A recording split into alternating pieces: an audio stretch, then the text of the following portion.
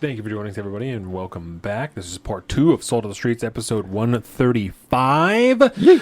I am Donavan. I'm Colin. We are happy to have you guys here. You've been watching us here on our youtube.com/Salt of the Streets. We also have our patreon.com/Salt of the Streets. Go there, sign up, help us make more better content just like this. We also have the book club, the beer shows and contests. We have the newsletters that come out at the end of every month. It is fantastic.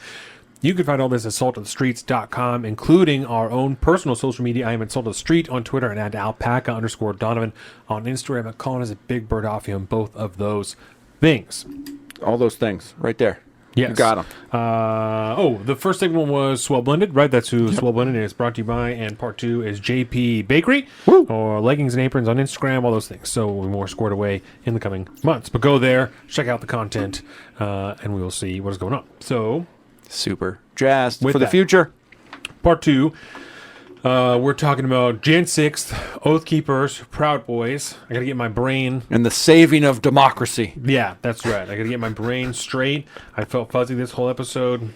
The alpha brain hasn't quite kicked in yet. It's a whole deal. But that's okay. We're gonna do this by starting off with this lovely little mini beer keg over here. Yeah. Full of Christmas ale. I'm going to attempt to pour some. Mini keg, let's see it. It says turn it to the left. Okay. Like the arrow. And then it should start flowing. Oh, look at that. It kind of just trickles out of there, doesn't it? You can hear the air just a little bit out of the top. Yeah. Should I twist the top more? It said quarter. I'm just going to go with the factory specs. All right. Yeah, it's working. I'm just going to... Yeah, I'm just not... I didn't do that well on that Let's one. see. Let's try this. You do it. You do it, because I'm not good at that. Not good at it. Yeah, you got it real uptight there. Look at that. See, this is why one of these days you're going to have to come over and co-host a beer show with me. But then that just might turn into a whole, like, just individual podcast alone on itself. That might be problematic. Ever since we got away from the old school beer shows and just started doing the newsy type stuff again. If me and you were both trying to do that, it'd probably be like another 3-hour episode. That's not bad. No, it's better than mine. Cheers, buddy. Have some Christmas ale. Yeah, with dark. 'Tis the season, bro. Now that it's officially fall, you're getting pumpkin beers out. And the Christmas ales come out basically as soon as the Oktoberfest come. Once the Oktoberfest start to fall off, because they come out early spring, early fall, and then the winter ales really start flowing heavy as you go into the mid-fall and then into the winter months. Yeah. It's kind of like baseball to me. Winter ale always comes around a little too early and then sticks around a little too late in my mind. Kind of like baseball. And man, maybe this doesn't make sense. It's like it's heavy, but it's real chill. Yeah. You know, like it doesn't linger. Comforting. The heaviness does not linger on your palate for a long time. Yeah. Breckenridge makes good beers. I like what they do. I think I've had one of their Oktoberfests. It's pretty fire. Daniel Tosh used to have, Daniel Tosh? Mm-hmm. He used to have this joke. I don't remember exactly Formerly what the of Tosh setup Point oh. was. Yeah, but it had something to do with like black kids that one of them living in the inner city that was like rich, and the punchline of the joke was like, "Ooh, Lottie, Uncle Tom Doll, Latrell's going to Breckenridge," and that's I cannot hear the term Breckenridge without thinking of that joke. I think it's a bougie place in California. Yeah, Colorado. Yeah, I think so. I think it's pretty Aspeny, if you will. I'm certain that you guys can Google, Daniel Tosh Breckenridge or some fucking shit. The only Daniel Tosh content I partake in these days is that animated show he did called Brickleberry. Where is Daniel Tosh? Nobody knows. Is he alive still? Hopefully he took his fucking money and just like, I'm just gonna hang out. Because I'm Daniel Tosh. But yeah, he doesn't do like Netflix specials. He doesn't do any of that stuff anymore. I hear him mentioned every now and again in like the comedian circles. But like he's never like around. Yeah. I don't know. Where is Daniel Tosh? Maybe he's pulling a fucking workout guy. Like super big in the 80s. Big afro. What was his name? Simmons. Richard Simmons. Maybe he pulled a Richard Simmons and just dipped. Just fell off the earth. Just dipped. Daniel Tosh. Where are you, Daniel Tosh? So Netflix specials 16. Tosh.0 stopped in 2020. Went all the way to 2020, huh? Apparently. Damn, 2009 to 2020. Damn. That's a massive show. Yeah, no. If I was him, I'd fucking just call it quits, bro. Done. Been married since 2016. Really? To Carly Hallman. Let's see here. Pull it up. On Twitter. Oh, does she have a fire Twitter game? I write for Brooklyn Nine-Nine and Tosh.0. Oh. One of his writers. Comedic writer. Nice. All right. Does she have fire takes on Twitter? She hasn't tweeted since April. Apparently. April and then February. So Wow. she's very active on Twitter. Yeah. Very, very active on Twitter. Husband tested negative for COVID, but positive for being a little bitch every time he gets sick. Okay. I'm a fan. All right. I'm a Okay. fan. That's where Daniel Tosh is. Yeah. So, Jesus Christ. What are we He's doing? just being a little bitch, apparently. Yeah. So, January 6th, we'll start here because it's a local story. I just sent you this article on Signal. You pointed up there. And this is about two men, Ording, right? Ording, Washington, yeah. Ording. Ording. What does Right. Ording mean? It's a town. Two Oh. Ording men. Two Ording men. Capital O. I should have taken that one. Yeah, it's a place. It's a proper noun. Yeah, they were arrested in Tacoma, Jan 6th. Right, two men from Ording were arrested in Tacoma on Wednesday in connection to, and this article is just from the 12th, so it truly was Wednesday. On Wednesday, in connection to an FBI investigation of their alleged role in the January 2021 Capitol riot, according to U.S. Attorney General for District of Columbia. Among the allegations, federal prosecutors say video footage captures Richard Slaughter, 40, attacking Capitol Police with a pole, and his 20-year-old stepson, Caden Paul Gottfried, joining a mob that pushed against a line of officers, according to the news release. Can't do that. The men face both felony and misdemeanor charges, including assaulting, resisting, or impeding law enforcement officers. Slaughter, also an Ording School Board member, and Gottfried initially caught in the attention of the FBI following an incident on January 7th flight from Washington, D.C. to Seattle involving a mask non-compliance and protesting the 2020 election. So there's actually video footage of him also on the plane, like causing a ruckus. refusing to wear a mask and shit. If you just were at the Capitol riots, should probably keep a low profile. Probably shut the fuck up and sit the fuck down on the plane and cover your goddamn face up so people don't see you. You idiot. Probably be a good idea. But then again, how smart can you be to go push against the cops over at the Capitol like that? Yeah. You can't be that intelligent. No. A confidential informant identified Slaughter in videos of the attack in April 2021 and shared links to Slaughter's wife's Facebook page with images of her husband at the Capitol on January 6th. So one of his... Again, also on Facebook. Yeah. Dumbass. So one of his family friends fucking snitched him out. Cell phone data also placed both men at the Capitol that day. Also, you brought your cell phone, you fucking idiot. I bet it was somebody on the school board with him. Yeah, right, because Yeah. this dude is also on the school board, That's right? Yeah, this is the last resort. It was statistically impossible to lose this election, and that's dumb. That's It's a dumb so thing to dumb. say. And there is just nauseating amounts of fraud, and it's not being heard or seen, and we really have nothing. Slaughter said in a video at the Capitol, according to court papers, "We don't leave, we stay united, we take back our country." The incident at the Capitol occurred after Slaughter and Gottfried entered the Capitol grounds and made their way to a tunnel leading to the Capitol building. Other alleged rioters, according to news release, around 3:30 p.m., Slaughter reportedly kept a police shield away from officers and told law enforcement to stand down. Stand down. God. That's really funny. Idiot. About 4 p.m., both men were at the front of the tunnel, according to court papers. Police pulled Gottfried into the tunnel. Video showed Slaughter handing what appears to be chemical spray to someone in the crowd. Slaughter Okay, got bear spray. Yeah. So, that's just to kind of introduce us to These lovely individuals. what is going on, right? So, there's a couple different layers of this as to what's going on, and This is a good example of a couple of dumbasses. yeah, this is a bad call, right? We talked about this when January 6th first happened. This was probably a bad idea. and we'll get into this later on, and I'll talk more about it later on.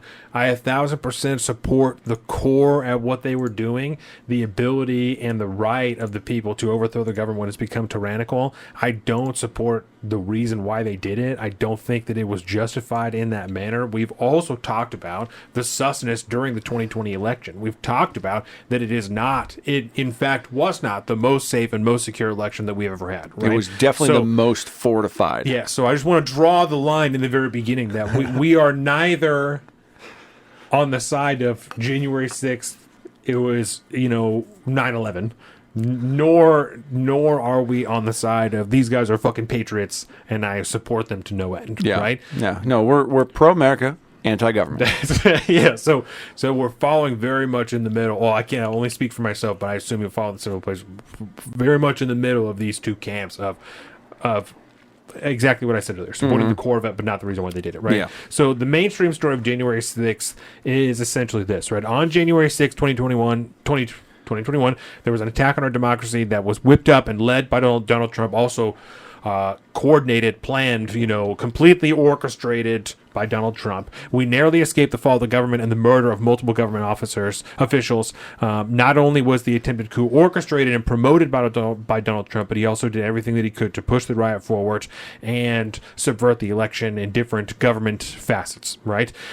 We have now heard several days of hearings. I think they said something like 21 hours at the end of it, is how much they've talked. Several days of hearings and testimony that is supposed to corroborate these claims. We have also heard many people lie, perjure themselves, and ignore evidence to ensure that the correct narrative is being distributed and deciphered throughout these hearings, right? To include being caught editing written statements from people, editing Twitter posts that they showed as factual, this, that, and the other thing, and doctoring all sorts of different evidence in their supposed presentation of it. And people have compared this to the Warren Commission, right? And the Warren Commission was the committee that looked into the assassination of JFK, why it happened, the cover-up, potential cover-up, things like that. And we talked, again, I think the last time that we were here, about the book that I was listening to about conspiracy theories, and there was an entire section about the Warren Commission. They were doing literally the exact same thing. They were editing people's statements. They were lying about what people had said in their statements. They were editing and choosing to redact video footage. They were completely erasing statements. They were rewriting things. I mean, this is the function of government. This is exactly how this works, especially when it happens in a back room where no one sees it. And all these articles that I pulled up here that are talking about January 6th, or the committees themselves, they're talking about, if the Republicans take over, then they might just release all these documents, and then what are we going to do? Oh, dear Lord. Wouldn't it be a tragedy for the entire nation, for the whole world, to be able to see exactly what happened behind the doors of the January 6th committee? Wouldn't it be a fucking crime? That would be just terrible. Wouldn't it be horrific? That'd be too much. Yes, all of them. How could they even think about releasing the information before January 6th committee said that they were ready? The democracy could not handle the truth. Nope. You can't handle the truth. Great movie. So, the basics of the reality as I see it is this, right? The 2020 election was far from perfect. Far from perfect. With the division that the country was already dealing with in 2020 combined perfectly with the devotion to Donald Trump that so many of these people felt, and some of the most insane, bias-fueled gaslighting I have ever seen in my entire life, drove a group of individuals to be so easily set off that a reality TV star turned president was able to push them into the Capitol and into the House of Representatives, right? And I said the very basics of that, because the role that I find... Sorry, I'm taking my shoes off now. The role that I feel Donald Trump played in that ending part is akin to a lip match in a room already filled with gasoline. You know what I'm saying? That is very much how I see that. And I'm not minimizing his role in the overall scenario, but in the aspects of the Capitol riots. These people, as evidenced by the trials that we're seeing in the Oathkeepers trial right now, they're talking about these texts, these emails, these messages they've been having for weeks leading up to the Capitol riots. They were going to go to the Capitol. They had it planned. That's how the seditious conspiracy charge even it comes about in the first place. we know for a fact, because of these trials, that it cuts directly against the narrative being laid out by the January 6th committee, that this wasn't completely on Donald Trump. It wasn't 1,000% orchestrated by him. That isn't why he had the Stop the Steal rally in the Capitol, right? That's these. I mean, you could one could assume, and you would have to you'd be guessing that is why he planned that rally, because he knew that the base was whipped up to the point that if I just hold a fucking fire enough rally, they'll do whatever they're going to do, and maybe we'll be able to switch this over in my favor, even though everybody around me is telling me this isn't real, except for two guys, and one of them is Rudy Giuliani. So yeah, in my eyes, that's how I see his role in that.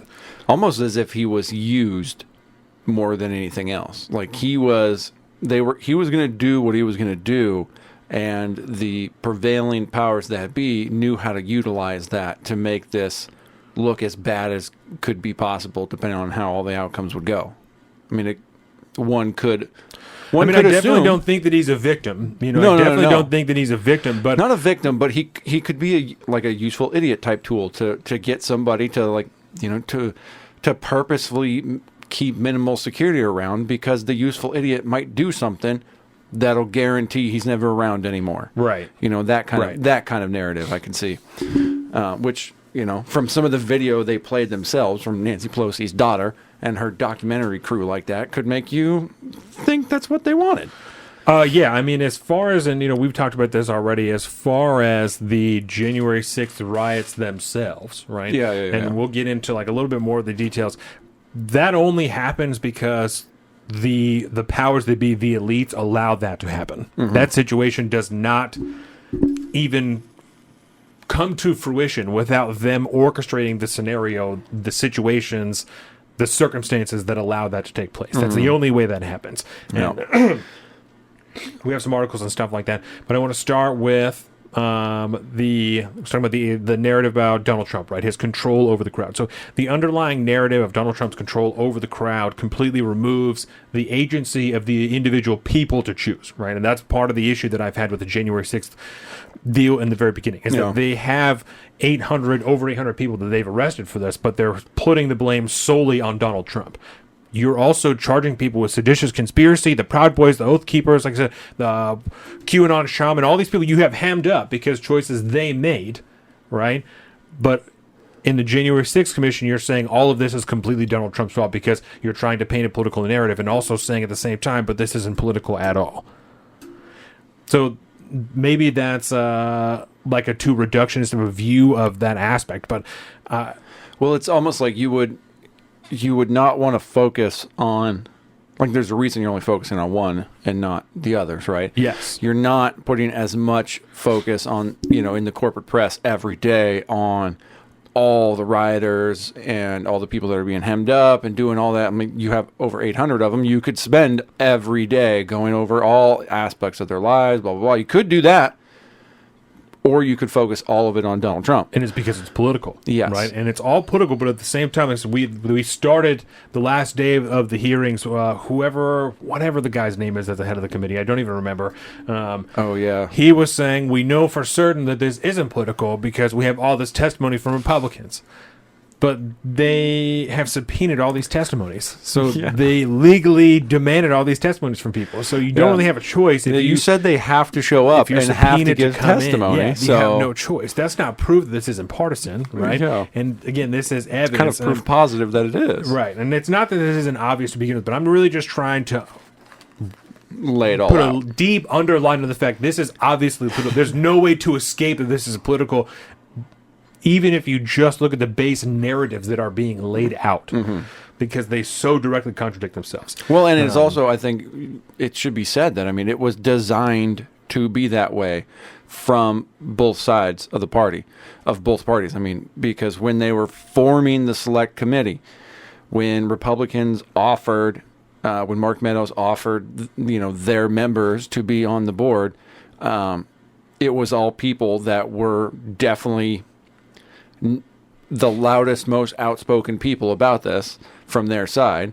And that put Nancy Pelosi in a position to make sure they weren't on there, guaranteeing in the public's view that this was definitely going to be viewed as a political commission. Jim Jordan and stuff like that. Yeah, and that's what they wanted as well, because they didn't want to get into this thing and dig it all up. So they wanted it to be viewed as a purely partisan manner, and so did the Democrats. I mean, it's that's why we ended up with Ratzinger. No, the two Republicans, Liz Cheney and Ratzinger, I think his name is, because they're both like the anti-Trump Republican people. Right. So, I mean, it was built from the jump to be a partisan commission. 100%. There is video and, like I said, testimony from the Oathkeeper trial seeming to show that the storming of the Capitol was largely premeditated. And that's what the FBI investigation found too. That it was largely premeditated, but not necessarily deeply planned out. Because when they got there, they didn't have a plan of what they were going to do, you know?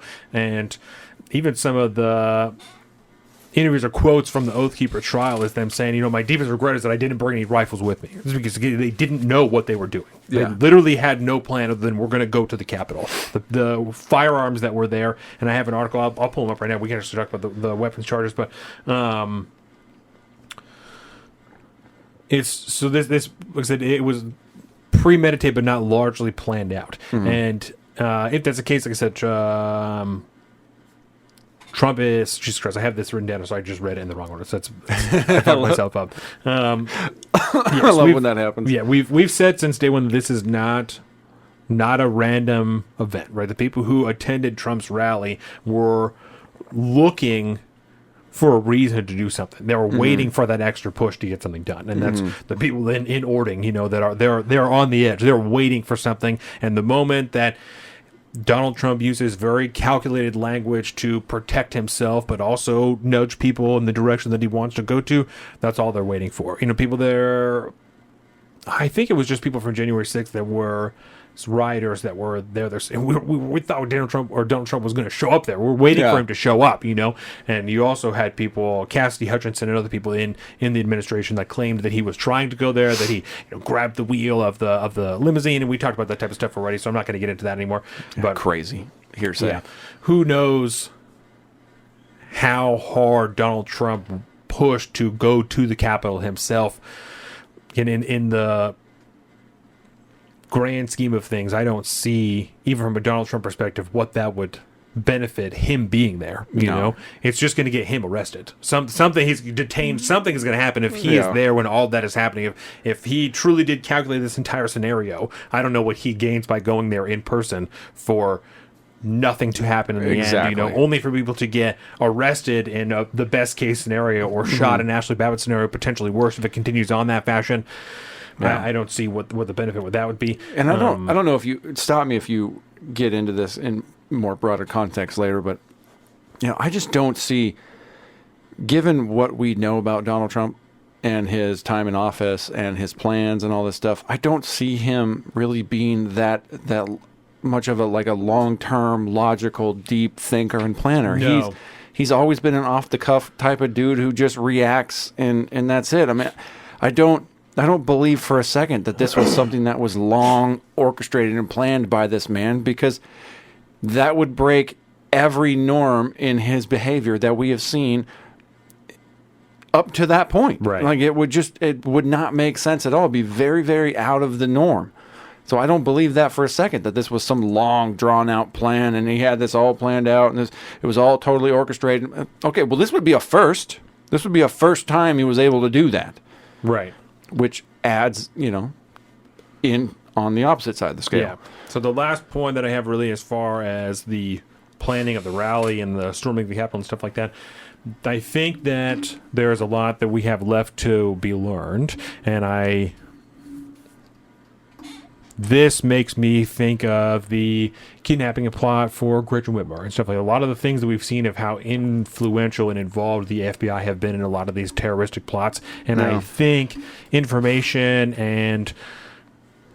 about and the videos and lack of interest around Ray Epps could tell us a lot. I was just going to say, it's like, Ray it's Epps, the Ray Epps of informants, everything. There's a a lot of evidence, I think, even just in the last 2 years, that could tell us there are probably a lot of FBI informants, people working with the FBI or in the FBI, that helped push this event in this direction, right? And that doesn't, again, I'm not going to do what the January 6th committee did. I'm not going to remove the agency of these people, because the individuals who weren't informants, who weren't working for the FBI, still chose to do this. They still chose to make these actions. But for the government to then turn around and hem those people up to lock them in federal prison for 20 years for something they helped push them to do and coordinate is coercive is not a strong enough word to describe that. It's beyond dark behavior that it's subversive. It's horrific. The thought that we live in a world where our government is likely doing that. Not even potentially doing that, likely doing that. They likely involved themselves in this scenario, helped push it to this point so they could lock people in prison and then blame Donald Trump in an attempt to... I don't know if the long-term goal of that is to also put him in prison or just try and disqualify him for running for office in some capacity, but that amount of collusion and coordination between those different parties is really... Once you see that evidence laid out, it's not difficult to wrap your mind around. It's difficult to conceptualize, not in grand scale, but just that it could really actually be happening, in reality. Yeah, almost as if it would be more like a standard operating procedure. Like this is just like what a they novel do. Or something, yeah. Because, I mean... Well, that's what I'm saying, the thought that's yeah. real, that the reality of that being the standard operating procedure is... That's difficult to conceptualize that because it's novelistic. That should be the deal. This isn't like thriller movies and shit like that. No. Where's Harrison Ford?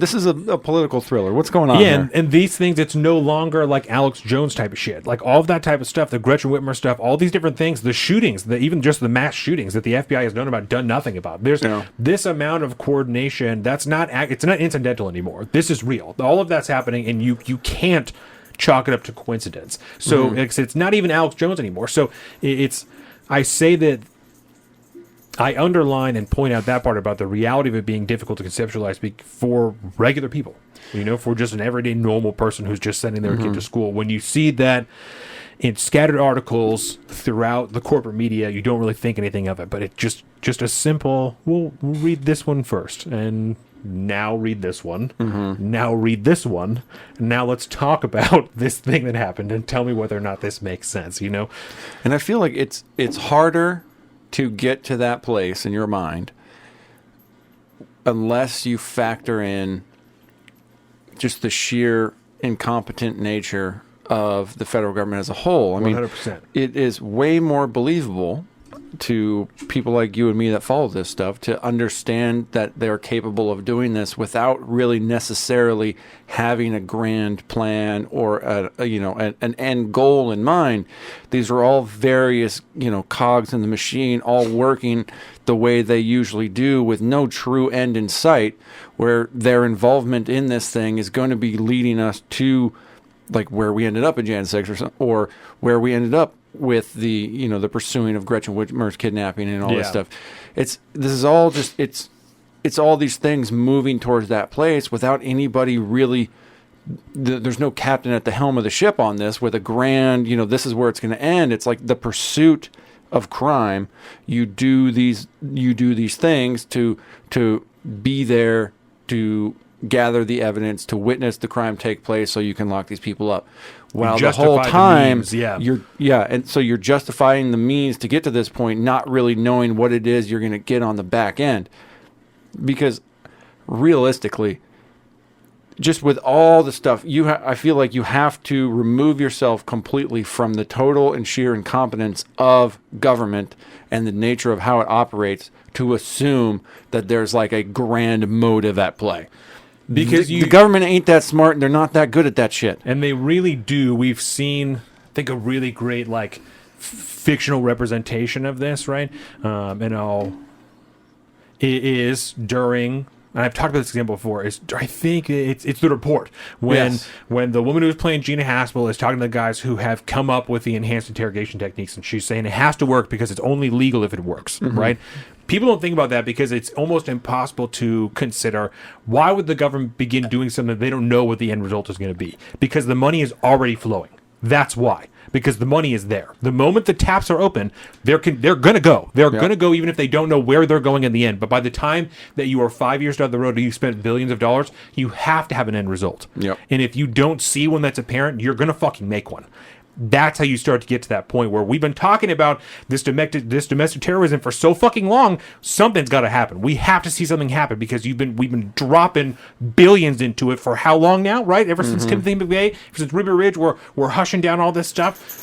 We have to see something out of it. Yep. Because now it's front line. We've been talking about it so much. We've been putting it all up. We got all this money behind it. Yes. And January 6th wasn't what we wanted it to be. Yep. And now we have to make it into what we needed it to be. We tried to contrive a scenario in which they would overthrow the government, but they wouldn't bring any guns. No one brought any guns. It's just these guys with rifles. It's just these fucking idiots in a horn helmet because Donald Trump is not a real politician. He's a fucking joke. He's a TV host, right? He's not Hitler. He doesn't have the Hitler Youth. He doesn't have the fucking the would-be SS that is behind him. They're the fucking 3%ers and the Oathkeepers, a guy with an eye patch that's leading a bunch of dudes into the cow. I mean, what are we talking about? That's it's so fake. It's so manufactured. Yeah. And you're 1,000,000% correct. And that's why about this not happening without the control of government, the workings of the government letting it happen. And that's why it's so important to discuss the realistic threat that the rioters posed that day compared to what people are saying they did, right? It's so important because it's just brushed right over with the 20-year prison sentences and the threat to democracy. It's just, let's not talk about the fact that, again, there's only like a handful of guys with guns there and the rest of the people had fucking bear spray and poles, right? Let's not talk about the fact that we chose to not deploy a National Guard there. Let's not talk about the fact that we told people to stand down. Let's not talk about any of those things because the reality is, in January 6th world, that our democracy almost ended that day, right? We have images of representatives with fucking gas masks on their faces because they were so terrified that people had bear spray outside, right? Because let's remember, again, the only people who had tear gas was Capitol Police. Yeah. Right? There was no rioters there who brought tear gas canisters with them. They had bear spray, of course. They're not going to bear spray 90 feet up into the rafters of the fucking house to gun people down with the bear spray. It's not going to work that way, especially because the one person who tried to get through the door got shot in the fucking shoulder and died. Check. Right? The throat. So, shoulder, throat, yeah, whatever. So it was not good. That video was so disturbing. So yeah, it's extremely important to discuss the realistic threat because that's what I was trying to, like, what was I pulling up?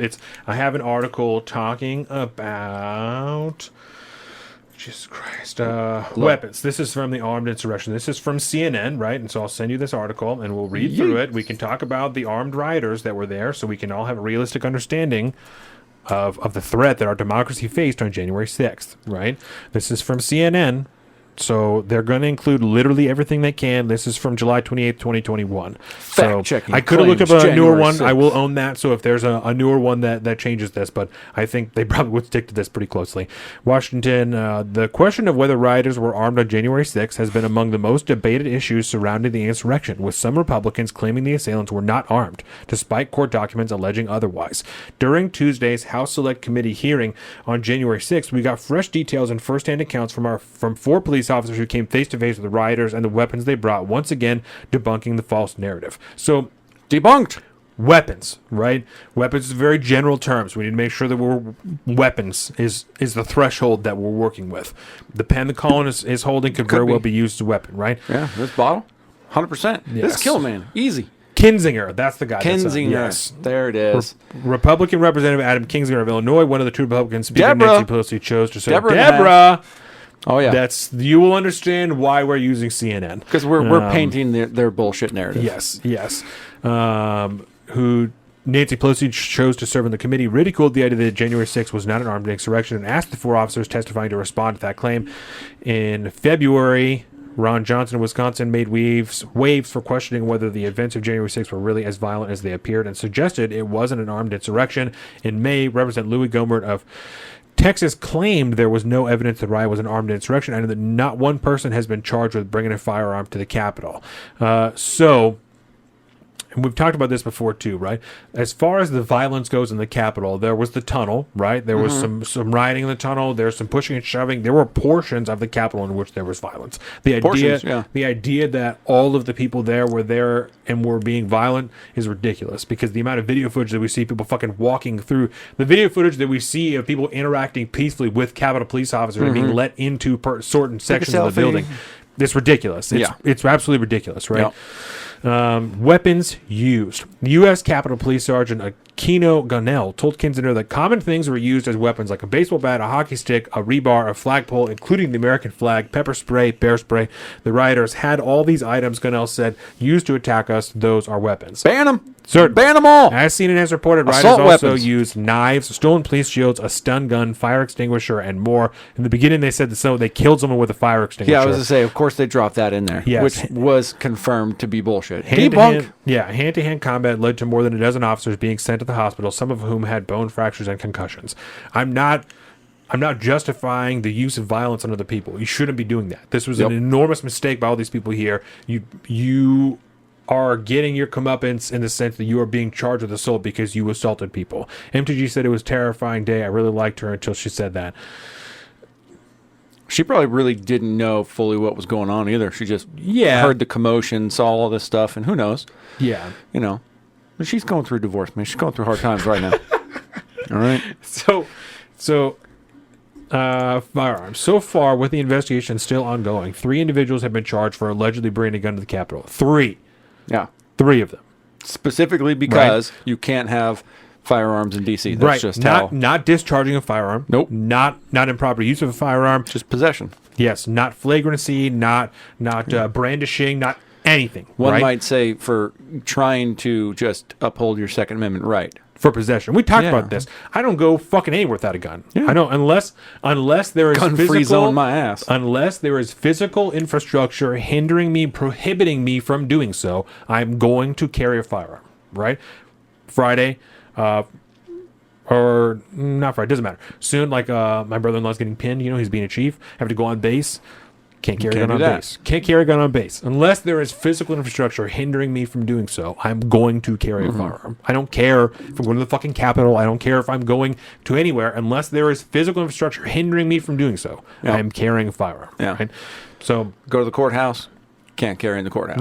No. Social Security office? Can't carry in the Social Security office. No. At least 2 other individuals that the government doesn't like you carrying guns in their house. Interesting. At least 2 other individuals have also been charged with gun crimes in relation to the events of that day, though they are not accused of carrying on the Capitol grounds. And what she's talking about, I don't know who the fuck wrote this, but that's really funny I said that. But what he's talking about is there are people who, when the police got to their house to arrest them for January 6th shit, they also had guns at their house. Like they were breaking gun crimes when they went to arrest them. That's what he's saying. So, according to police testimony, Christopher Alberts was arrested leaving the Capitol grounds on January 6th while trying to flee from officers after they suspected he was carrying a firearm on his hip.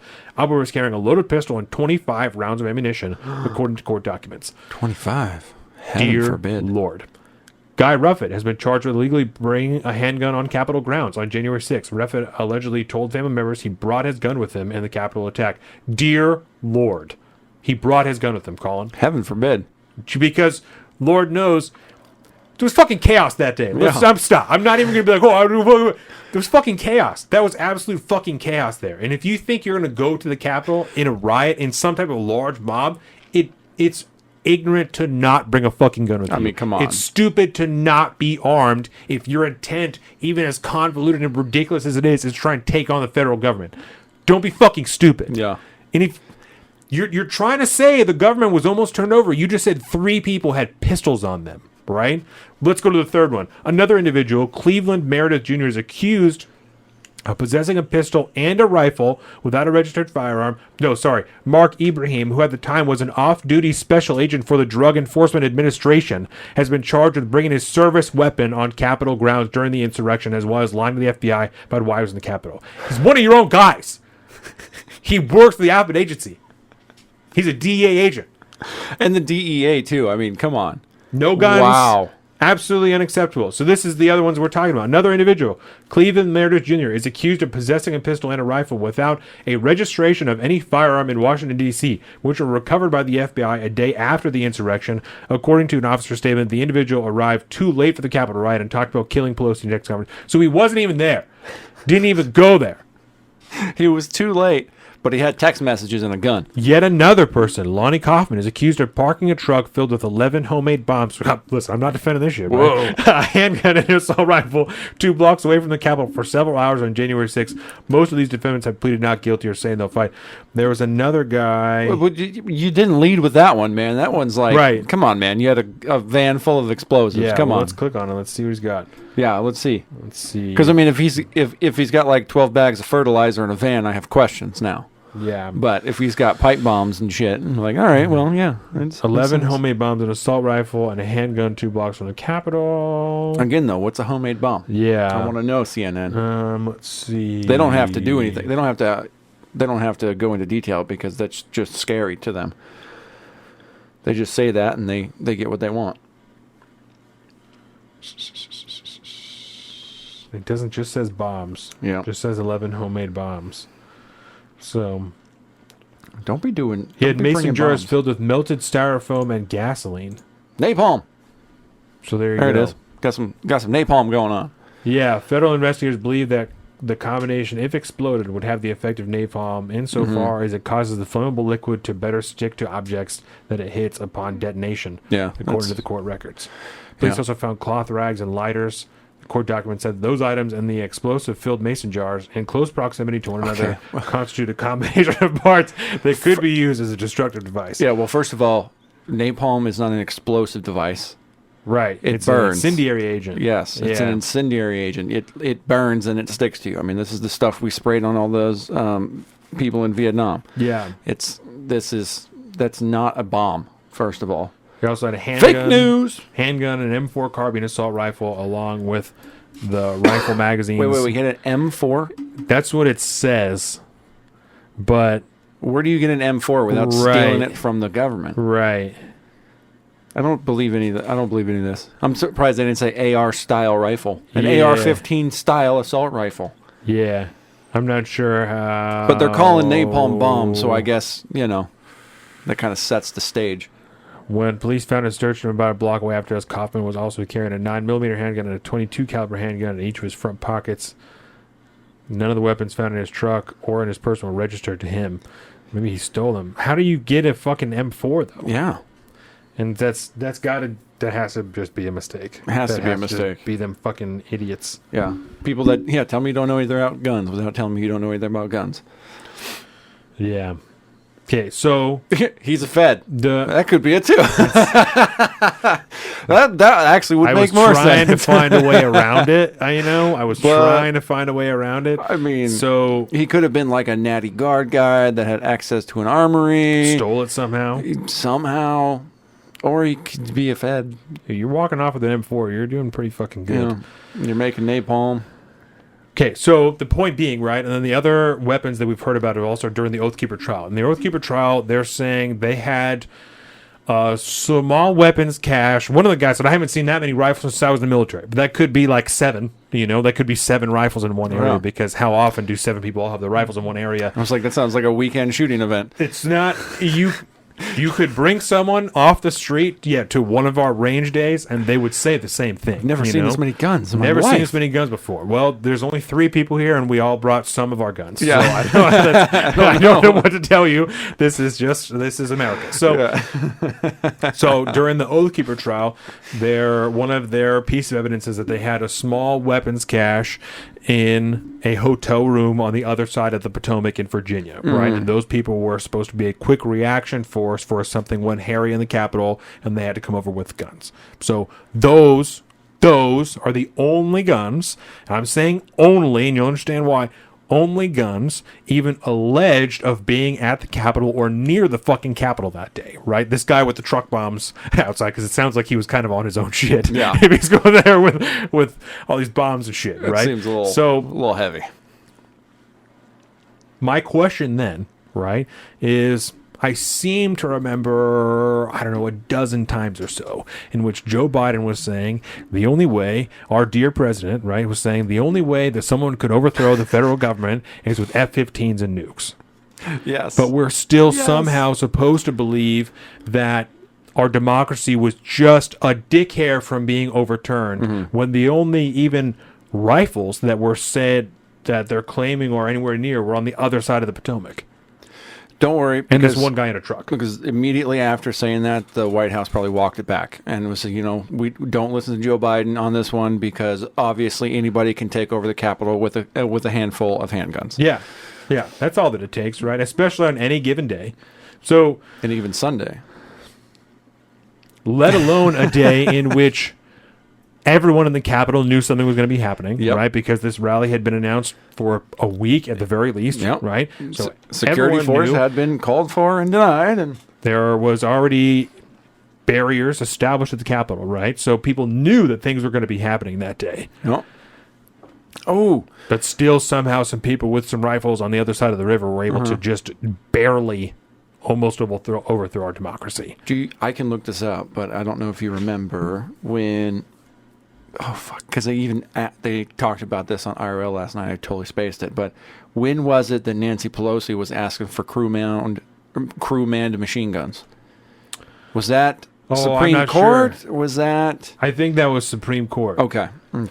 Yeah, Because I feel like it was post Jan 6. Yeah, because as far as the Jan 6 stuff, I have a timeline actually.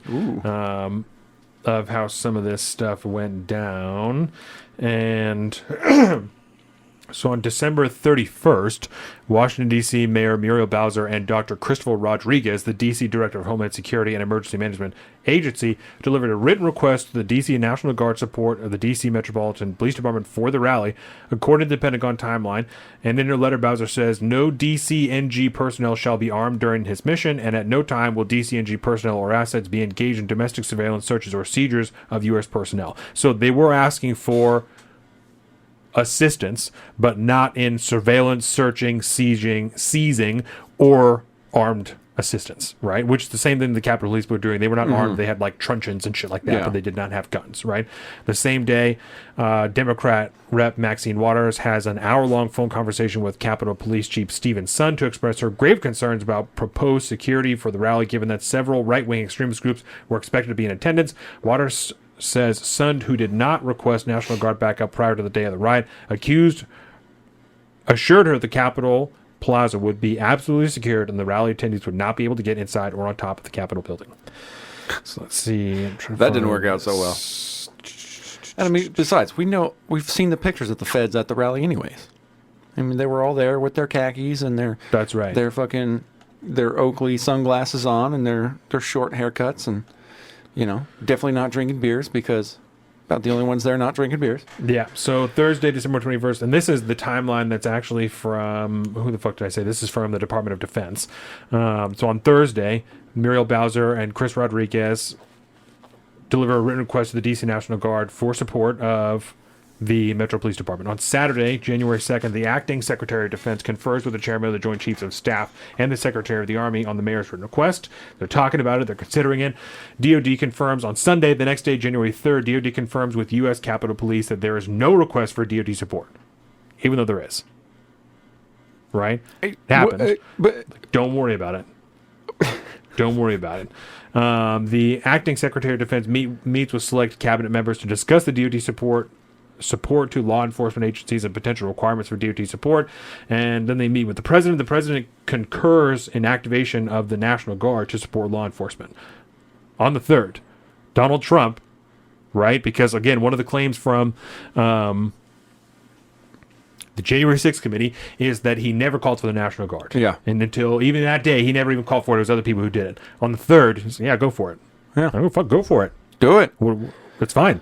Right? I was there with the 529 insurrection. Right? I don't want this again. This is from the Department of Defense. Sunday, January 3rd. The Assistant Secretary of Defense and the Chairman of the Joint Chiefs of Staff, they met with the President. The President concurs in activation of the D.C. National Guard to support law enforcement on the 3rd, 3 days before. This is Mike Milley.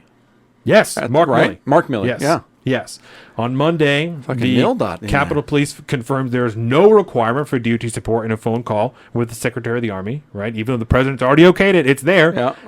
Mario Bowser has already asked for it. Capitol Police, we don't need it. The acting Secretary of Defense, in consultation with the Joint Chiefs of Staff, Secretary of the Army, and the General Counsel of the DoD, refused the department's plan to be prepared to provide support to civil authorities if asked, and approves activation of 340 members of the D.C. National Guard to support Mayor Bowser's request. So they're activated. They're there. They're sitting. They're waiting. Support provided in response to Mayor Bowser's request includes support at traffic control points, 90 personnel, Metro Station support, 24 personnel. This is just a list of people that were there. Secretary of Defense also authorized the Secretary of the Army to deploy a quick reaction force of 40 personnel staged at Joint Base Andrews if additional support is requested by civil authorities, right? All these things are sitting, waiting. They're sitting and waiting.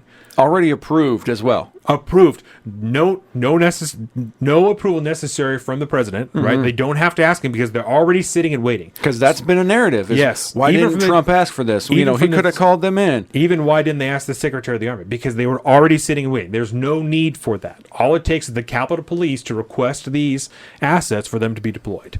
So when they're requesting for them to be deployed, why are they not being deployed? Like, I don't know. We're not ready yet.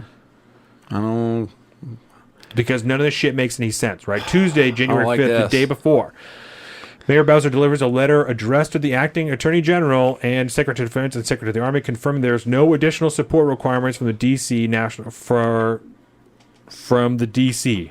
255 DC National Guard arrive in DC and begin to manage traffic control points alongside local law enforcement. And then on January 6th, there is this enormous breakdown, like time from 8:30, to all this type of stuff.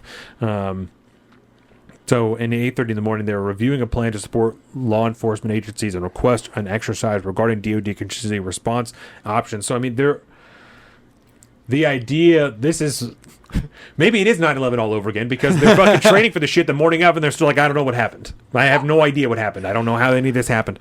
It sounds to me like the head of Capitol Police failed to make a call, or chose not to make a call when he definitely should have made a call, because he had literally troops waiting to go with plans of action in place, ready to go, training being done. Everybody is ready to go. All he needs to do is make the call, he or she, whoever this person is, and they did not make the call for whatever reason. Yes. Sus as fuck. Either that or we're on some like Uvalde level incompetence here. Yes. Maybe sitting in his office underneath his chair, like holding himself in the fetal position, crying. I say again, this does not happen unless they let this happen. Yeah. This only happens because they allowed this. I didn't realize it was that fucking bad. Like, to be ready to go, to have all the steps taken, all the people ready to go. Sitting waiting. We're just going to let this happen. What? And if not, homeboy needs to be in jail right now. Right? Yeah. There you go. That's interesting. I did not know all of that fine detail. Yeah. So a lot of this being said, right, I believe in the spirit of revolution, talking about just kind of the core of this January 6th thing. I believe in the spirit of revolution. I believe that if the government is tyrannical or not working for the people, that it should be overturned. I do not believe that repeated revolution is good for the nation. So I don't think that this type of thing should be happening all the time, right? Mm-hmm. If it's going to be done, then it needs to be done for a really good reason. We talked about that earlier. That's why I can't support this particular one. It's the reason why I couldn't get behind this to begin with. I have not seen evidence to believe they're correct. I do, however, believe that our elected officials should fear us, right? Mm-hmm. This is kind of a positive thing. The federal government's like, what the fuck did he just say? A positive thing that I think comes from this, right? V for Vendetta line. Yeah, I do believe that our elected officials should fear us. They should know that a revolution is possible at any time, and the only thing that keeps them honest, right? Yeah. That's from the beginning. That's the only thing that keeps them honest, keep them doing what they're supposed to be doing. Yeah, they're not afraid of the electoral process. Yes. People should not be afraid of their governments. Governments should be afraid of their people. Yes. If they really did fear for their lives on January 6th, then good. Hopefully they learned something, right? And if they didn't, then fuck them. The only reason the rioters got as far as they did was governmental ineptitude and complacency. That is the only reason they got where they're at. We just talked about this time. That's complacency. And that is the charitable interpretation. Yes. then yeah, the ignorance being the most charitable that you could possibly give to them at this point. So the place that I can... And the videos they released, like of Nancy Pelosi and Chuck Schumer and shit, like that doesn't add to their benefit of saying, like, you know, of not being prepared for this. I mean, it sounds like they were ready for that to happen and waiting for it to happen. It's what they wanted to happen because that would have given them an excuse. I mean, she said it right there. We've all seen the fucking video at this point. Maybe I should try to find that video real quick, that little clip. But they knew, like they knew it, that it was happening. They waited for it. They knew that they were planning this. Yeah. They've been planning for that for a long time. The intelligence community knew that at the very least, that the Oathkeepers, the Proud Boys, and the Three Percenters were planning what they were going to try and do. They're going to try and overthrow the democracy. They knew about this. They let this happen. This is a contrived scenario on the part of the government. So the place that I can agree, quote unquote, right, with the narrative of the committee is around what they're calling Trump's election meddling, right? Okay. The meddling. Yes. Yeah. This is a place where I can kind of begin to agree with them, right? I only really in the smallest facet, right? And you touched on this earlier when you were saying, I don't know if you're going to talk about this more. I don't believe that any of these actions, the stuff that they're claiming Donald Trump did, was done with malicious authoritarian intent, right? I just don't. That just isn't the vibe that I pick up from the man, is that his goal is to run the entire nation the way that exactly he wants it, because he wants everyone to bow to him and he wants to rule over everybody. Right? Yeah, he ain't that deep, man. No.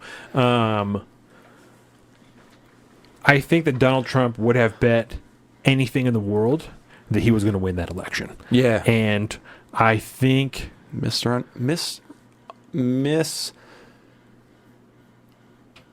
underestimated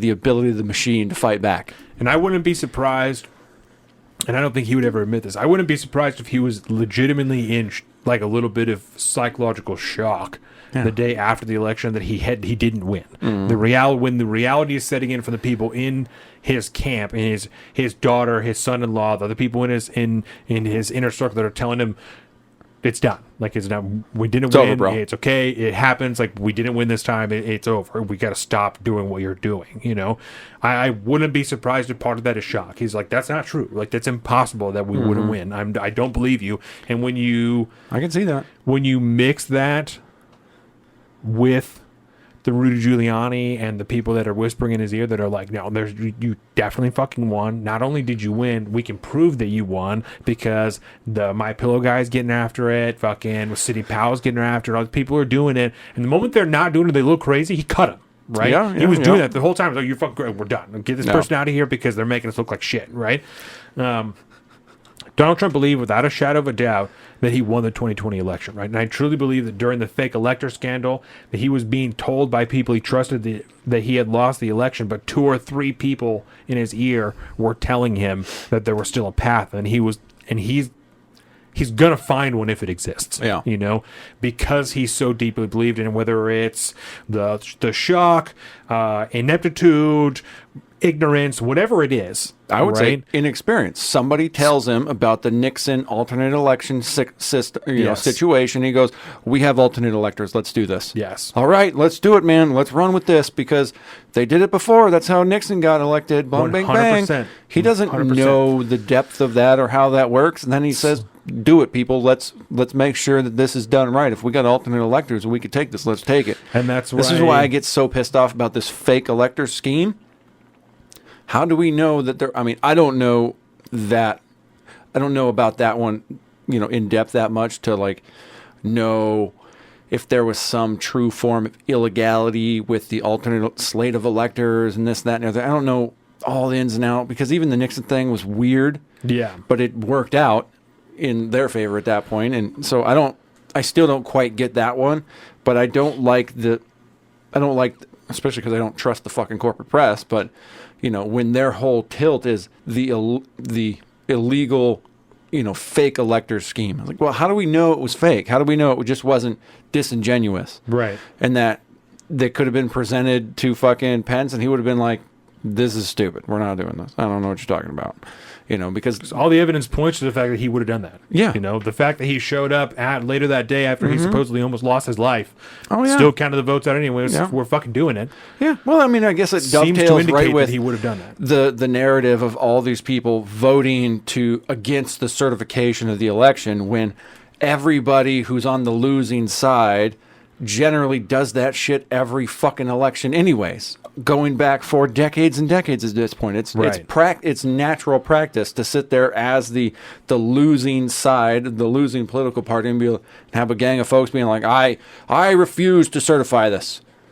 Okay, whatever. We're still going to do it anyway, so fuck off. Still done. Don't need you. It doesn't matter. But a gang of people did that when Trump got elected. Right. For fuck's sakes. Right. And this situation, the fake elector scene that you're talking about, right, is one of the dangers of 4 things. Right? I got 4 points. 1, having someone in power who doesn't actually understand the functions and the intricacies of government, right? Like you were saying, this is one of the dangers of having that. Someone who doesn't know what they're doing. The danger of the outsider. As far as the government goes, right? Number 2, having such a complicated and convoluted government that it cannot be run reasonably well by a reasonably educated person. There you go. Right? I like that one. That's a huge issue. I like that a lot. Huge fucking issue. Yeah. There isn't any reason. Because Donald Trump is not stupid, right? Yeah. He is not dumb. He is not the smartest person on the planet, but he's not a fucking idiot.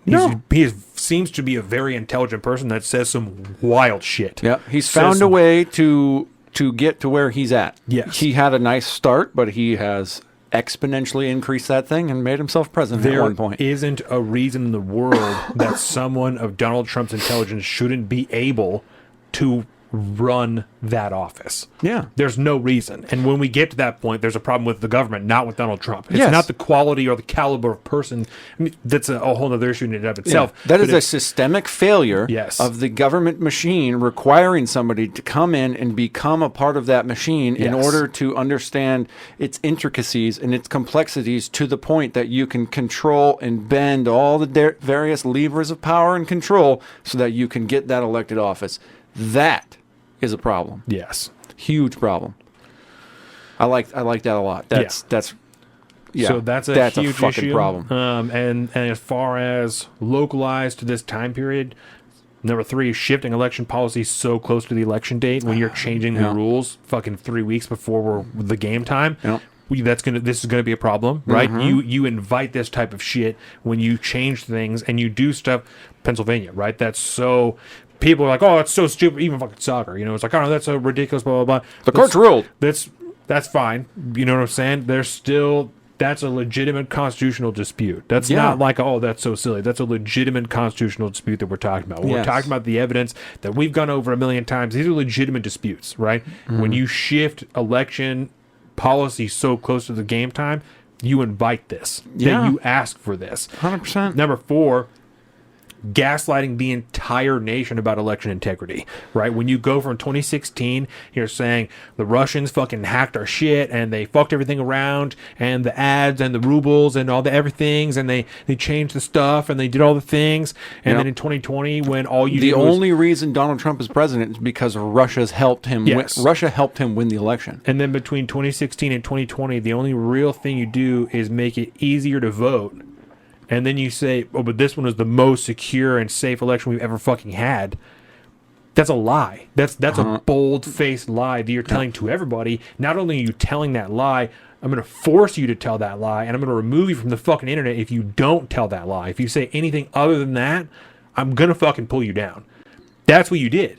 Yep. You're inviting this. They contrived this scenario, not only the government, but in coordination with big tech, with everybody they could get their hands on to make this the way that it was, to push people into this scenario.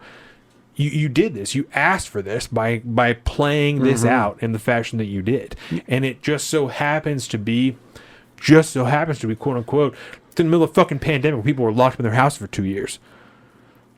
And this is what you get. It's kind of a spin-off of that don't let a good crisis go to waste. It's like, well, just don't let any possible opportunity that you could capitalize on go to waste. Yes. Every single opportunity here that we can make for ourselves or that we can find, let's capitalize on all of that.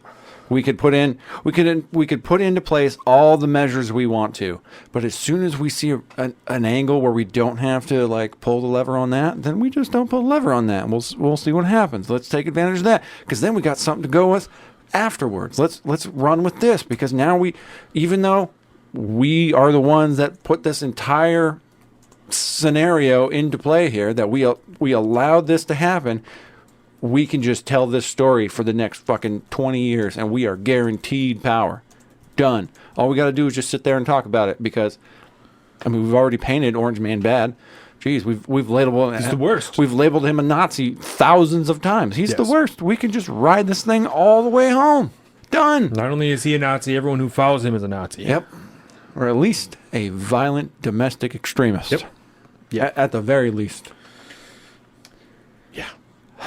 So I have 3 questions, and then I want to talk a little bit about the Oathkeeper links. That's a little bit simpler. Okay. So is there a difference between saying the 2020 election was a sham and saying there were issues with the election?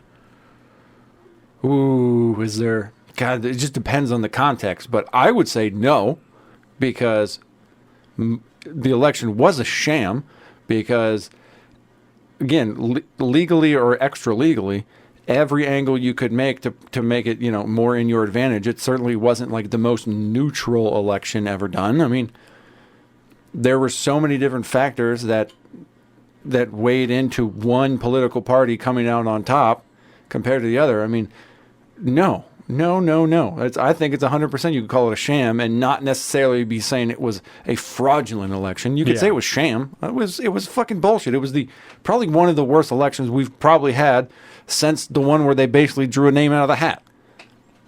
I mean, it's the pandemic alone, the government's response to the pandemic alone was like rule enough to be like, we should probably really make this very transparent. We should probably take our time. We should make this thing, we should probably give as much public, we should try to get the public to understand what's going on the most in this election, because it's going to have, now more than ever, people are going to be sus about this thing. We should, but that would require a lot of like actual caring about the sanctity of America that we know our politicians don't have. So Yeah. I think you could safely say that. And that's what when I said sham, I guess what I meant is like fraudulent. Like it's not real, like illegitimate, because that's part of the narrative from the left, especially coming around to midterms. If you're not willing to acknowledge that it was the safest and most secure election possible, then you're saying that it was totally illegitimate and you're an election denier and you can't possibly hold elected office. That was on the way here. I heard a Patty Murray ad against Tiffany Smiley. I've heard Tiffany Smiley talk. I've heard her say and acknowledge, of course, Joe Biden is a legitimate president. What are we talking about? This Patty Murray ad, Tiffany Smiley still will admit that Joe Biden was legitimately elected. I've heard her say the opposite to what you're claiming right now. But because she will also acknowledge that there were fucking issues with the election, you're going to say she's an election denier. Yeah. Let me put it in these terms then. When you add that context to it, Sham's not a strong enough word.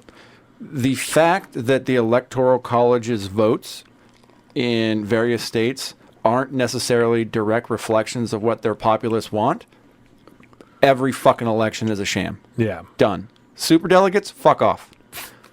Fuck the Democrats, 100%. So none of that shit makes sense at all. If the Electoral College functioned as if it should function, we could have a different conversation. But no, it's all bullshit. And this question I kind of already asked, but I'm going to frame it in a little bit different way.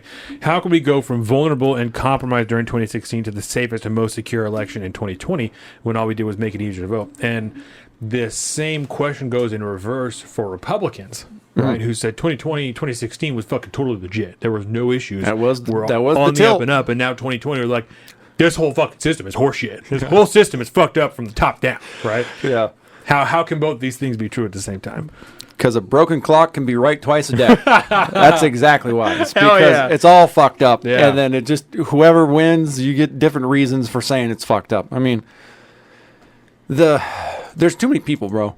There's too many people. There's too many different systems. There's all this different stuff. It makes it all very convoluted and very complex. And just due to the nature of how it exists and how complex the system is, it's never going to be the most secure and most it's never going to be that. It's always going to be various shades of gray, period. In the best scenario, you have a giant weight of one side coming in against a lesser weight of the other. I mean, at this point, you should just basically be able to throw them fuckers on a scale and see which one weighs more. Yeah. And that would probably be more transparent than anything else. But there's 330 fucking million people in this country at the very least. How many people are voting? 180 million or some shit like that. And at the end of the day, we're talking about various voting machines and people hand counting. That was wild to watch. What are our fucking standardized math scores these days? Not that fucking great. I can't divide. Come on, man. No, that's why we have technology, bro. We don't need that shit. No.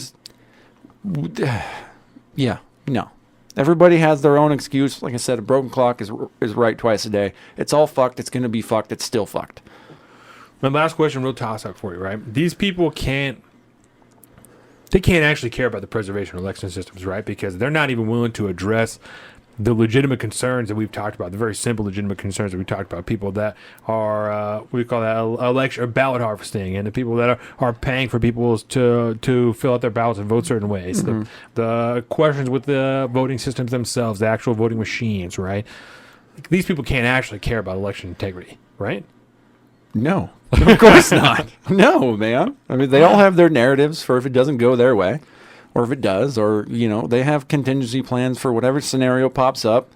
The party leadership gets together, crafts a narrative around it, and runs with it. That's the only thing they're good at is getting a few of the leaders together and saying, this is the story we're going to tell. Make sure the members know. Go. I saw a Stacey Abrams ad today on Twitter. She's running for governor. You knew that, right? Wait. Do you mean the conspiracy theorist, election denier, Stacey Abrams? She's a legitimate governor. Don't fuck you. Yes. Yeah, 100%. She's running again. It's awesome. She's an actress. Yeah. She is an all-star actress. It's awesome. You knew that, right? Yeah, we talked about that. She's an actress? Yeah, they put her in an episode of one of the new Star Treks, and she was like president of Earth or something. Yeah, right. Like the delegation of Earth, yes. It's so terrible. All right, so let's talk about the Oathkeepers real quick, right? Go for it. Oathkeepers, Proud Boys all kind of smashed together, right? Mm-hmm. So this part originally caught my eye. Oh, shit.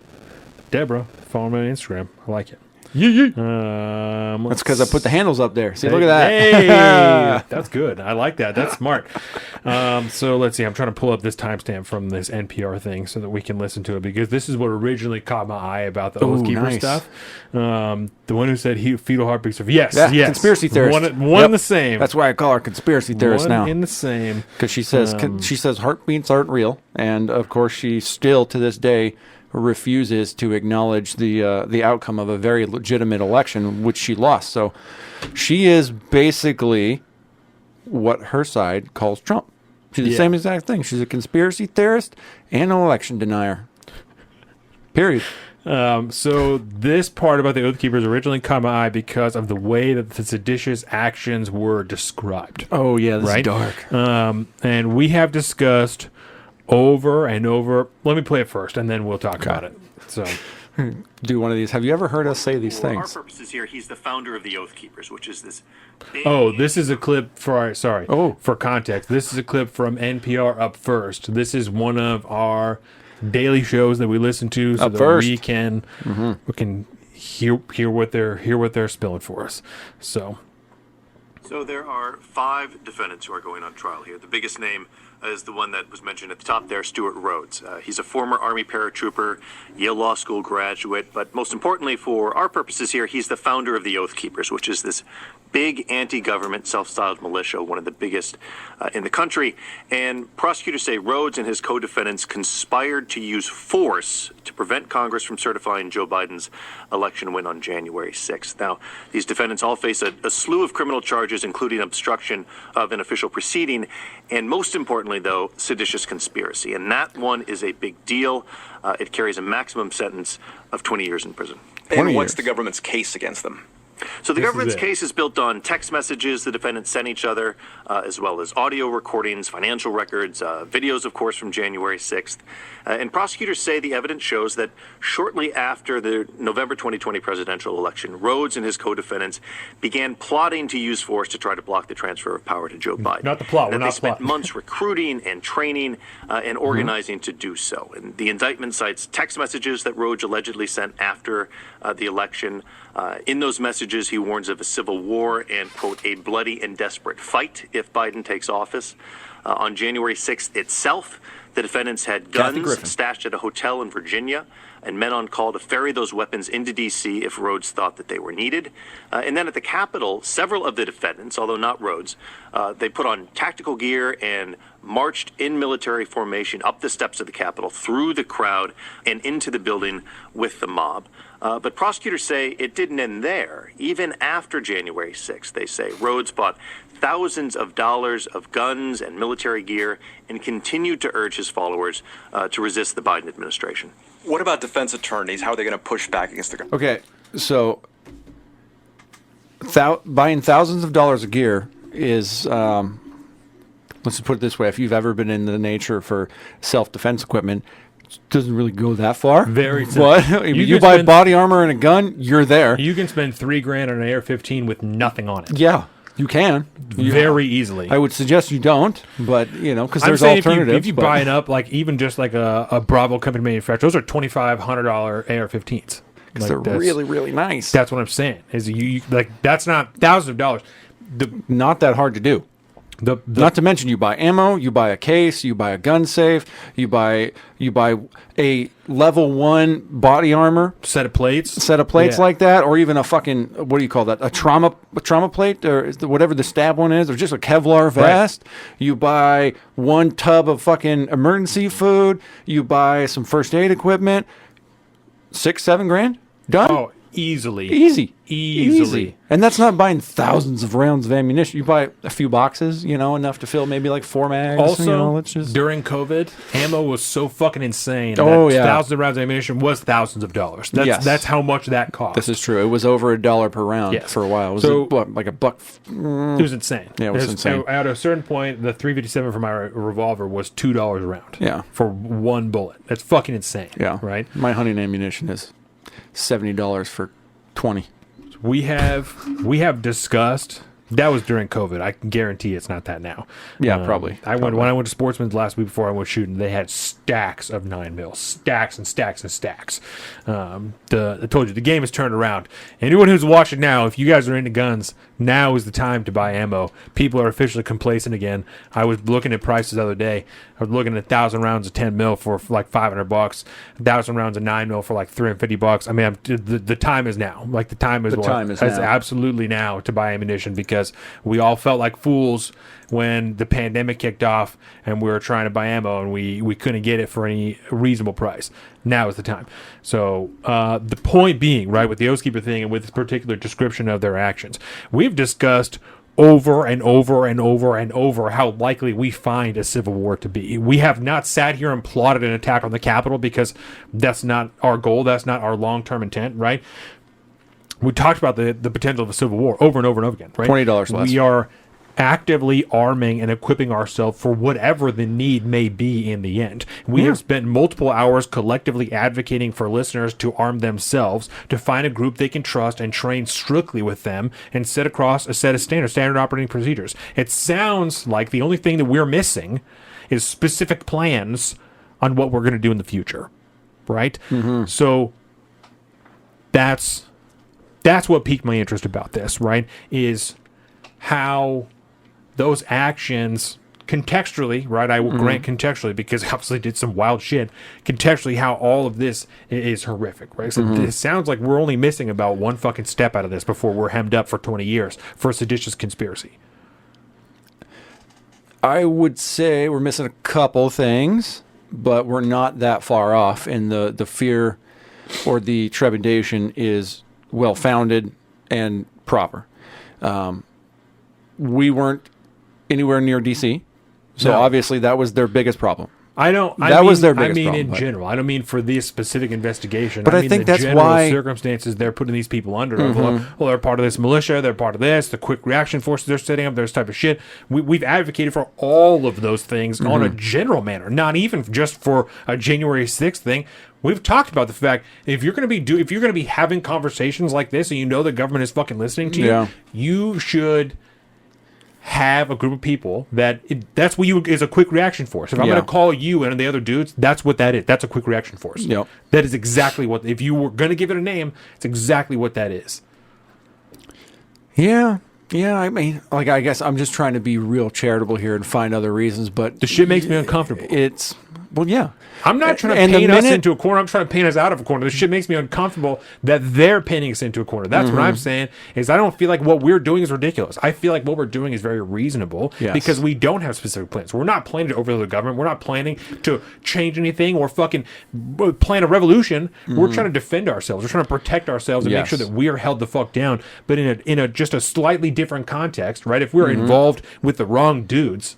How fucking easy is it going for us to be hemmed up just like these guys were? Real easy. And that's That's what I'm saying. yeah, and that's really what it is that we need to continue to watch at this point is like for them to go after those specific people, right? It makes sense because of their location and 1,000%. proximity to it, Contextually, right? yes. But the reasoning for going after it, because they're painting the narrative already that these are the reasons these people are dangerous, that is the problem, and we need to continue to watch and make sure that we need to see how far that spreads out, that how wide that net Yes. spreads, because we've also experienced the leaking of those fucking internally circulated documents at Yes. the FBI, painting other people about that, painting the Gadsden flag, which is I just ran out of space. It's a big flag. I ran out of space in the studio. It's hard to hang. It's big. We'll put it in my studio. Yeah, there you go. We'll put it in the studio. Yeah, the other studio coming up soon. I'm very excited about that.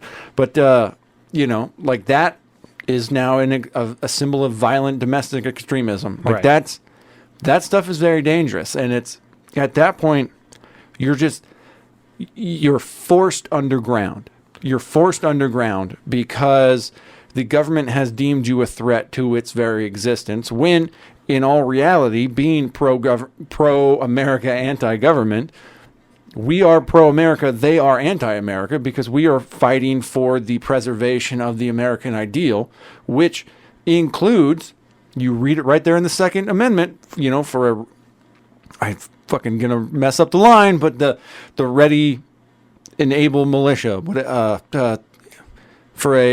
the Second Amendment line about militia. A well-regulated militia. Yeah, a Yes. well-regulated militia being necessary. That is key and very important. But also, yeah, you can't. The government sees that as a threat because that is the tilt that they're on, and the narrative they're painting with the Oathkeepers is that, which should be no surprise because they've been gunning after the Second Amendment, no pun intended, since time immemorial at this point. They've been coming after for a long time. Every aspect of it now, not just the guns, but also this Right. this concept of militia. The body armor. We've seen that in certain states, we right? saw that. We talked about that on the show, and the idea that because I think one of the key factors I have a problem with, like the Oathkeepers and these other 1,000%. these people. They're too big. Like 1,000%. militias cannot be that big. They're not supposed to be that big. They're localized. supposed to be localized. They're Right. supposed to be people that you know and trust, and that you can meet up with and train with, and all this stuff. And then And that's like, we have local chapters. no, fuck off. Yeah. We're The not the chapters Sons of should be their Anarchy own here, groups. bro. They We're not don't- the fucking Hell's Angels. No. That's a gang, bro. Yeah. That's a gang. That's a totally different deal. We don't have a name We're for our not squad. doing that. We no, don't have a name dude. for our squad. We're just fucking guys Although- that train together. We should come up with a name and make some patches, because that would be dope as fuck. But I go for this color scheme. I like this color scheme. The white or the yellow and the black. It looks good. Reminds me of the Gadsden flag. But my deeper concern. I'm sorry. Go ahead. Unless I. I think that my whole point really was the fact that the reason why they're so threatened by this and making it such a big deal is the militia aspect of it. The fact that there could be cells of individuals across America that are willing to push back against us. Right. Like that. Right. That's bad. We have to paint that as bad, and we have to come after them. We have to make sure that while these dudes did bad shit, they were stupid. They deserve Pretty much most of what they got. Like, what they're talking, the marching up the Capitol steps in military formation. Well, first of all, fuck off, because what's a military formation other than a bunch of dudes in a line walking in step? So is that a military formation? Right. Military formations don't exist like they did back in the fucking revolutionary days, No. bro. I mean, that's a totally They different marched thing. in a phalanx up the steps Exactly. of the You Capitol. don't know what you're talking about. You fucking, you city dwelling, apartment living, fucking cubicle dwelling motherfucker have no idea what you're talking about, Yeah. period. But it is also important, I think, to drill home while this is in the mainstream that if you're going to do a militia, you need to do it right. You need to do some research on read fucking 1776. Hear about what militias did, how they were formed, all this good shit that made America, that actually created the idea of America. Yeah. And created it and protected it for a very long time until the government decided that they were going to usurp our power from us. Like that's important to talk about. My deepest concern, right, is the Oathkeeper trial, these things we're talking about, the generalized nature of militias mixed with the overly politicized nature of January 6th and this commission, right? And like you're saying, when you believe in these things, especially now, you're being pushed underground. You're pushed into the dark. It's not good to even own a plate carrier, right? To even have one. It's like weird to even discuss. Well, how'd you fuck up your arm? People ask me, how'd you fuck your arm at work? I was at the range. Like, I was fucking running around doing drills and stuff like that. Tim's like, you're crazy. That's just, that is what it is. What I was doing. That's what other people should be doing. You know, that's how people should shoot their guns, as they should do shit like that. People talking about, oh, you're fucking lucky you didn't shoot yourself. You're fucking lucky you did this. No, I'm very safe with what I'm doing, right? I am. We talked about that. I'm extremely lucky, quote unquote, that I didn't shoot myself. Yeah. It's only because I do those things so consistently, and I'm so consistent about training and safety and standard operating procedures that I didn't fucking shoot myself in the leg. Yeah. Right? I think that's what, like, there was a conversation being had at some point this week. We're like, oh yeah, I was really lucky. I was like, bro, you weren't lucky. No, you were doing everything that you have trained yourself to do, and you were very disciplined about the situation. So you weren't in any danger because of your discipline. You taught yourself to be that way. You weren't lucky. You did that to yourself so that if you were in an unfortunate position where you had a fucking slip and fall, if you took a digger like that real hard like you did, there wasn't going to be like an accidental discharge because you were disciplined enough to teach yourself to not have that be a possible scenario. On my knee, I have a mark from, and you can see the indent of the hole in my flash hider of the barrel. So I punched myself in the knee with the muzzle of my rifle. That's some high quality metal too, man. And then my point being, I could have shot myself right in the fucking knee because it was right in the side of the leg that I punched myself with it. And you're correct. It's that deeply ingrained, if my eye is not on the optic, the safety is on, that I did not shoot myself in the fucking leg, and Cody didn't have to drive me to the hospital on fucking Quilcene. Well, that know? And trigger discipline too. Yeah. So that type of shit matters. A lot. Right? It really matters. And that's what you're talking about. It's so important to get that regulation down.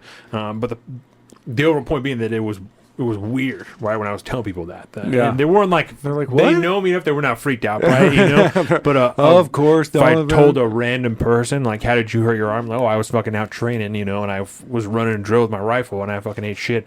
They would either assume that I was in the military, and if I wasn't, like, well, then what are you doing? Yeah. What other reason to do this? Because this is how you practice and you live out a well-regulated militia, right? That's how you do that, is by regulating yourself. So I figured out the way we can do this without getting the man on our back. We just, every time we talk about it, we talk about cosplaying for the zombie apocalypse. That's how we do that.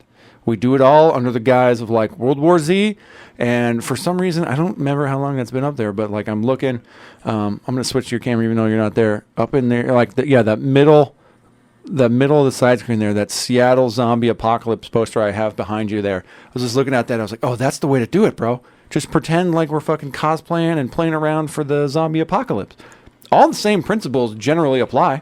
You know, it's the same, you know, survival, dependency, discipline, formation, all the principles apply, and then we just say it's all for we're just fucking around. It's for the zombie survival. Let's just do that. Done. But I like owning it. I like being proud of it. I like advocating for it. This is true. Yeah, because that's what being. I mean, that's the ideal of America. I mean, that's I'm not what ashamed. It was founded on. That's what it was for. That's what it's still for. I'm not ashamed to identify myself as a militiaman. I'm not. I'm not ashamed of that. I'm proud of that. I believe in that. I believe everyone should identify. That's true. I believe in that. Yep. And it bothers me. We know people that are not comfortable with that will train like that will do the same shit that we're doing, but they want to keep it on the DL. They don't want to tell nobody. And it's fine. I understand it, but I don't like it. I don't agree with it. So it's not that I don't like it. I don't agree with it. I think that this is something. I think this is so important, especially with the type of resistance that we're getting from the government, who is the ideal target, the intentional target of the militia, right? I think that it's extremely important to be owning that, and for this to have a positive representation for regular people, people that we work with, right? Fucking women in the front office. I think it's important for their connotation, their context of a militiaman to be me. And not people at the Capitol riots, right? It's important that when you think of militia, you think of me and Kit, not a guy storming the Capitol because of the fucking stop the steal shit. Yeah. You think about your neighbors in your neighborhood that every couple of weeks all fucking get kitted out and go up to the mountains. Like, you should think of those people because, I mean, when you're not one of those people, they're the ones that are going to protect the community for something like that.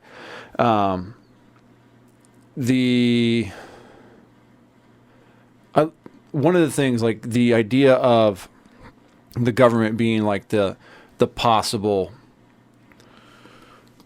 considering factor to that is only one of the considering factors, because it's against all enemies, foreign and domestic, right? It's not that. It's not just that, I should say. It's, what if fucking Red Dawn happens type of thing. You know what I mean? That's the other scenario, or just massive civil unrest or something like that, where let's say the feds and the state can't subdue what happened in fucking Kyle Rittenhouse. What is that place? Kenosha. Waukesha's been in the news lately, so I was thinking Waukesha. But if like when rioters are running around your town, burning down your fucking town, if you had a ready and apt, a large enough ready militia, you wouldn't have to deal with that kind of shit, because the state's not doing anything about it. The militia can stand up and say, "Get the fuck out of here. We're not dealing with this. Go." Bye. Yeah. Done. There's so many facets of it. It's not just this current contextual, like what we're dealing with the overbearing Fed and all that. That's one aspect of the possibility, but the true possibilities are endless. It's all about you and your safety, your family's safety, and the safety of your community. Done. There's nothing more American than that. Right. So, 1,000%. So as far as the Oathkeeper trial in particular, right, they are being charged, 5 of these Oathkeepers are being charged with seditious conspiracy, and I have like a quote of exactly what seditious conspiracy is. Let's see. Sorry about this. There it is. Has to do with, in order to win a seditious conspiracy case, prosecutors have to prove that 2 or more people conspired to, quote, overthrow, put down, or to destroy by force the U.S. government or bring war against it, or they plotted to use force to oppose the authority of the government or to block the execution of laws. So when I first heard this, it's like there's no fucking way they're winning. There's no fucking way they're proving this, right? After the research that I've done, I think it's almost definite that they're going to get hemmed up for it. Almost definitely they're going to be found guilty, right? Yeah. The way they fuck themselves is not by talking about it, but by doing it afterwards. Yes. That's how you fuck yourself, right? Is by doing it, going there, not only doing it, but being a pussy about it, right? Saying that you're going to kill people, and then going there, some fucking quick reaction force across, and only afterwards being like, oh, I fucked up, I wish I brought a gun. Well, right? yeah, and they're fucking taking plea deals and shit, too. Yeah. I mean, that's not... No, they're pussy. This is pussy shit. That's why the Oathkeepers are fucking... That's why this bitch shit. This is pussy. I don't care that you went to the Capitol. I don't care that you fucking threw down with the Capitol Police. I don't care about any of that shit. You didn't mean this. This was not real. This was a fucking act. And you went to be on the news. This is not real. This January 6th shit that you did is not fucking real. Yeah. You didn't honestly think you could go there with no guns and take over the Capitol, take over the government. I mean, that's bullshit. Any self-respecting like militia member looks at what they were doing and be like, you guys are a bunch of fucking idiots. That's pussy. You guys aren't doing. If that was your intent, if your intent was to truly do what you said it was, y'all are a bunch of fucking idiots. Yes. That was dumb. I only say that it's weak in the aspect that it's, like I said, that it's not real. Again, it's not real. I don't 100%. agree with it, so I'm not saying, I know this was a little like, but if you're, like I said, if your goal really was to overthrow the government, you're an idiot. This was stupid. This isn't how you do it. This is not how you do it. You organize in mass and you attack the fucking Capitol. Yeah, if you're going to do it, that's what, go hard. It's ignorant. So F-15s and nukes, baby. My issue, F-15s and nukes. So just a prolonged guerrilla war with AK-47s and RPGs. So because that's really historically that's all you need. So the issue that I was having with it, right, is just the disparity in the reality of these people. Even if you look in general big picture terms at what they really did and what they're being charged, they're going to be in it for 20 years for not a real thing. Like the event was real. The event was real. I'm not saying January 6th is fabricated, but I'm saying like the attempted overthrow, the coup, is not real. That's not a real thing. It was never a reality. And to act like it is stupid. That's ignorant. To act like we ever take 5 seconds and think about what do we know about the United States. They're the biggest military budget on the planet by far. Right? By far. In what world, in what fucking possible world is the federal government, who has a plan for literally everything, right? From nuclear warfare to the fact that they leave some plebe alone by himself at his house during any big government ceremony, so he's a designated survivor just in case everybody else dies. Yeah. Just in case everyone else dies who could possibly run the government, we got to leave one dude out, right? Yep. That's a real thing. They really do that. Yes, they do. When the federal government plans like that, are we really, really supposed to believe that we were this close to losing our democracy over this? Over unarmed Oath Keepers and 3%ers, like I said, the guy with the fucking eye patch who's leading people in the Capitol? Really? You really want me to believe that? And I should believe that it could happen any day now, that every day is January 6th now because of this happened one time? Yeah. Liz Cheney starts this last session of the January 6th meeting. We're part of our intent is not just to tell you what happened, but to make sure that this could never happen again. Never. That's right. This only happens because you let it happen. You did this. Are you trying to go for a minute? I'm about to pee my pants. All right, go pee your pants. Right, yeah. You got a minute. I mean, you can see you fidgeting. Yeah. I'm like, come on. Yeah. So, like I said, after I've done my research, I think that it's almost every these guys get hemmed up. Yeah, I find it very likely these people will be found guilty because of the conspiracy aspect. The simple fact that they carried through with their plans is going to make it easy to prove their intent to carry them out, obviously. Their case is not helped by the fact that a member of the Proud Boys just pled guilty to the exact same charge. So we now have people, like Colin said, who are taking plea deals, who are pleading guilty to these charges, who are going to roll on the people who are pleading not guilty, and are going to almost definitely make sure that they go to prison while the people who pled guilty get less time. This is, again, where I think the practical effect that they had matters. Setting aside how I personally feel about the government, I understand that in order to retain power, you can't have things like this happening, right? I get it. I get that you can't allow it to go unpunished because you're the government and you're powerful, and we have to have people fear us so that our power, feels legitimate. But to put these people in prison for 20 years for a coup attempt that, again, is illegitimate, that failed during the planning phases, makes it near impossible to argue that this isn't a partisan venture. Yeah. I totally agree with that. I mean, and unfortunately, you don't. It requires a little bit of thinking and understanding of like the stuff we were just talking about with like militia background and stuff like that to like not just automatically go with the narrative the media is giving you and the Jan 6 committee is giving you, because they really have no true understanding of what any of this a lot of people truly think like this could have been it, man. This could have been it, because they haven't thought it through, so they just run with it. And then boom, everybody gets what they want that's involved here. It doesn't take much. It doesn't take much logical thinking to consider the real potential of the government being overthrown. No. You know, it's so based on everything we know about the federal government, that's so fucking illogical. That's not even like you can't even comprehend it. It's ridiculous. It's ridiculous that could ever happen. Ridiculous. Fact check true. Unless they want it to happen, right? Same deal. How could Donald Trump, Barack Obama, not get assassinated?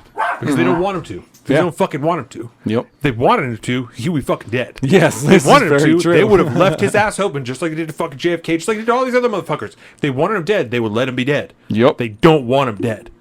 So they don't let it happen. Yeah. So, True. Fact check true. yeah. So the last thing I have, what does this have to do with liberty and freedom? Right? And we kind of talked about this when we're talking about Everything. our militia, our stuff like that, right? Yeah. The charges in cases being made against these people do not match the reality of what happened. No. The potential success of this hearing and the trial sets a dangerous precedent for those people who embrace liberty, and I believe that this country and its government should be in Jesus Christ. You got this. The potential success of this hearing and trial sets a dangerous precedent for those who embrace liberty and believe this country and its government should be controlled by the people. Right, Nice. I wrote it wrong. So I almost said it wrong. Jay, when that happens? Yeah. Once again, I don't defend the actions of the rioters, but I will forever defend the right of the people to overthrow the government if said government no longer defends or acts in interest of the people. Right. Let us never forget that the only person who died in the violence on January 6th was Ashley Babbitt, Yep. and she was killed by Capitol Police. Yes. Who have not been held accountable. Oh, actually, they denied they will not hold them accountable. Oh. Nothing was done wrong. There was no wrongdoing on part of the Capitol Police officer. Actually, I have a small article. We can, a statement actually from the Department of Justice. Right, the Department of Justice closes the investigation into the death of Ashley Babbitt. So let's see. Is this going to be a send-it article? Yep. Okay. The investigation further determined that Miss Babbitt was among a mob of people that entered the Capitol building and gained access to a hallway outside of the Speaker's lobby, which leads to the chamber. Oh, send it to you. I thought you meant like send it after this. Oh, okay. But the No, I was just gonna undercover read feds involved that ensured all elements were present to prosecute the crime. 100%. I mean, yeah, 100%. Which leads to the chamber of the U.S. House of Representatives. At the time, the USCP with Capitol Police was evacuating members of the chamber, which the mob was trying to enter from multiple doorways. USCP officers used furniture to barricade a set of Speaker's lobby and the chamber, and 3 officers positioned themselves between the doors and the mob. Members of the mob attempted to break through the doors by striking them and breaking the glass with their hands, flagpoles, helmets, and other objects. Eventually, the 3 USCP officers positioned outside the doors were forced to evacuate. As members of the mob continued to strike the glass doors, Miss Babbitt attempted to climb through one of the doors with the glass broken out. An officer inside the Speaker's lobby fired 1 round from his service pistol, striking Miss Babbitt in the left shoulder, causing her to fall back from the doorway and onto the floor. A USCP emergency response team, which had begun making its way into the hallway to try and subdue the mob, administered aid to Miss Babbitt, who was transported to Washington Hospital Center where she should come to her injuries.